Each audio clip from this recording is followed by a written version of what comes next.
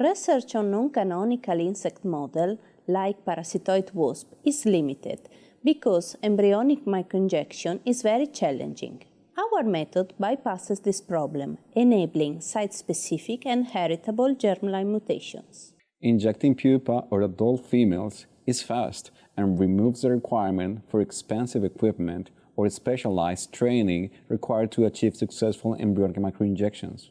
This technique will allow non-specialized labs that do not have access to expensive equipment to do functional studies in any insect species they are using as a model. After further optimization, this method can be used to study functional genetics of many other genes in Nasonia.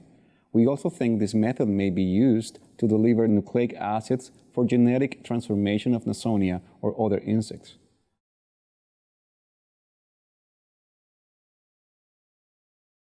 Begin by setting up approximately 20 mated females singularly in small glass test tubes plugged with cotton.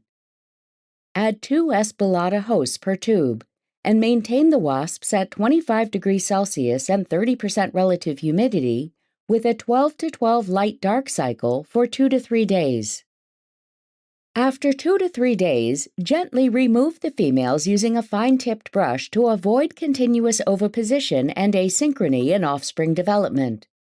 Removed females can optionally be rehosted or stored at 5 degrees Celsius for up to a month.